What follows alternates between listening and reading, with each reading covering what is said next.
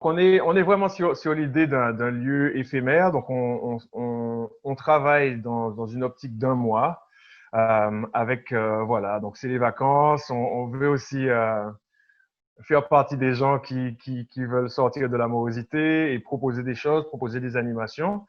On est sur une idée, on va dire, simple d'un lieu où on peut venir boire et manger. Donc, c'est une villa qui se trouve à Rivière-Pilote, dans le bourg. Donc, on veut aussi rendre le lieu attractif et la politique passe aussi par ça, c'est-à-dire, euh, voilà, on a l'ambition de faire des choses qui sont autour de la culture, des expositions, du théâtre, des concerts, mais que ça soit aussi accessible à tout le monde.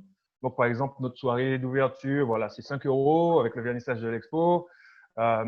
Et d'avoir, voilà, au niveau des boissons, de la nourriture, d'avoir quand même quelque chose qui soit suffisamment large pour qu'on puisse sentir que, voilà, on n'est pas obligé de faire de gros sacrifices pour pouvoir avoir accès à ça. Donc, l'état d'esprit aussi, ça fait partie aussi de cette ouverture-là pour tous. Ça veut dire que c'est un endroit où on veut que les gens se sentent décontractés de venir et voilà, c'est comme on va dire le bar du coin où tiens, on va venir le week-end et puis on va trouver une petite table et puis il y aura peut-être des sujets qui vont nous intéresser, on va pouvoir échanger. On va retrouver des concerts comme par exemple Maleka, qui est une artiste très talentueuse, qui est plutôt dans un univers soul, hip-hop, on va dire fusion, très ancré dans cette idée de la musique caribéenne qui sera là donc le dimanche 2.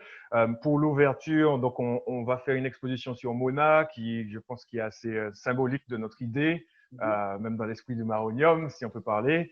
Donc une exposition avec un concert de Cédric Eugène. Donc voilà, c'est un artiste pilotin qui est quelqu'un aussi de très simple et qui joue avec le cœur. Pour l'ouverture, on aura aussi d'autres personnes qui vont venir, qui ont connu durant leur vie Eugène Mona, qui vont faire quelques témoignages autour de l'artiste pour parler un petit peu de son héritage. Donc, la prise de parole, c'est facile. Ben, voilà ce que Mona représentait pour moi, voilà ce qu'il a fait, voilà ce que j'en pense. Et peut-être que je ne l'ai pas fréquenté, mais je peux aussi donner un avis qui est intéressant. Donc, laisser un petit peu ça tourner, sentir que le micro peut être pris facilement. Ben voilà, en toute simplicité, on invite les gens à venir donner la force, à venir participer, au moins, voilà, ne serait-ce que par curiosité. Puis s'ils s'y sentent bien, il y aura du TPI, des smoothies, du manger local. On va voir au fur et à mesure comment ça va évoluer. On a un chef qui va venir nous faire du chelou pendant la soirée Begin.